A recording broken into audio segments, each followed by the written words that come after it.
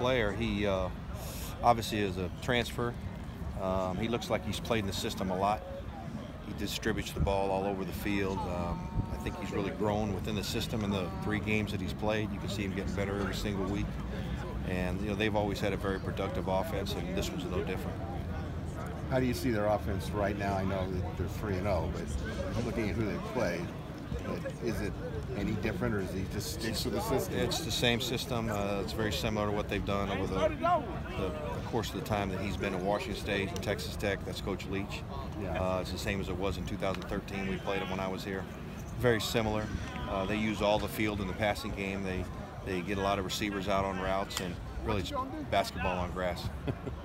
Thank you. Is it unique to prepare for Coach Leach?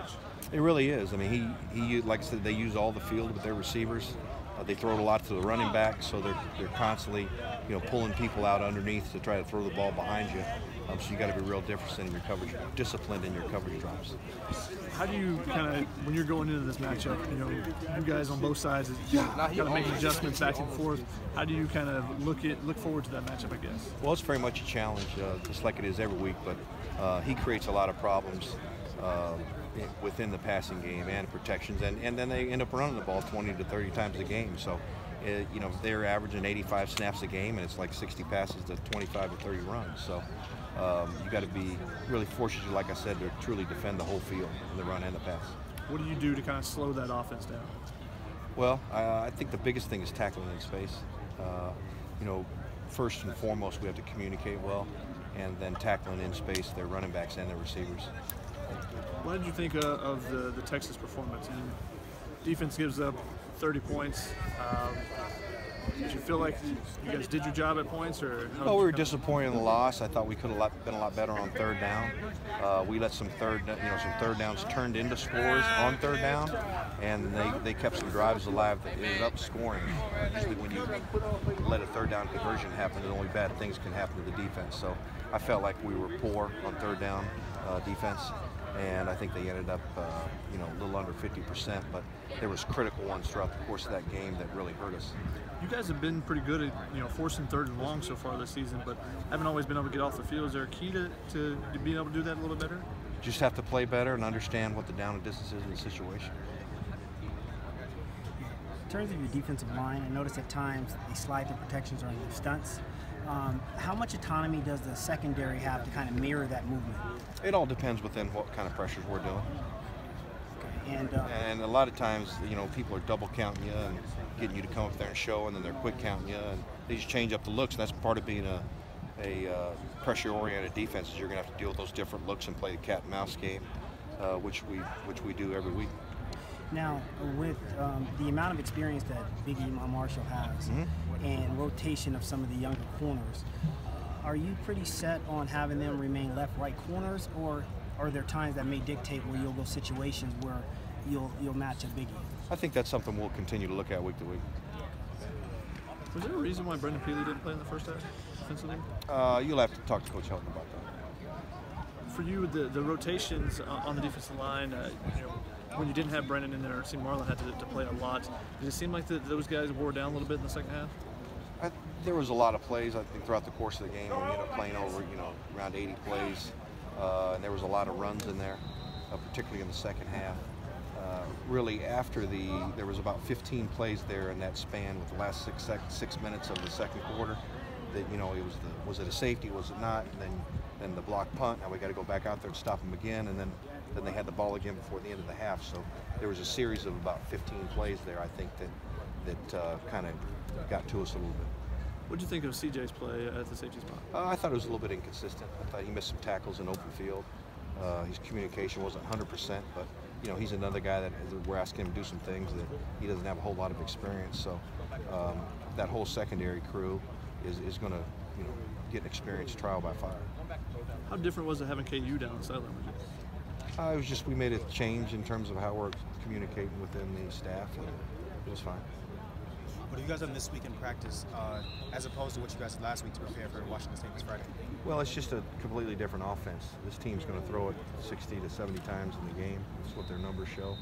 And so we've done more things separate in terms of not a full team, where we do kind of group run, group pass type sessions. Do you have to do anything different with the short week to prepare? Well, you got to be careful. You got to keep their legs fresh, but you also want to make sure the guys see the concepts that the other team does. And I think it's important you keep doing the things that you do defensively and don't change a whole lot, because you want your guys to be able to go out there and play fast. Is there a tougher opponent than Washington State to have a short week on, with how many different things they do? You know, nobody's easy. Everybody in college football is going to create different challenges, and this week's no different. What makes Gardner so special on the offensive end? He's very talented. Very talented. How do you see these guys responding to back-to-back losses? What's the mood like? We got a real competitive group. I think that you know, the guys recognize the mistakes that we've made every week, whether you win or lose, and we address them and we move on.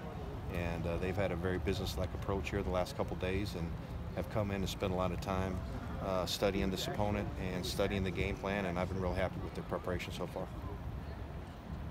How do you think Porter's penalty is going to affect the team this Friday? Well, we won't have him for the first half, so we'll be anxious to have him back for the second half. Our guys will be ready to play them.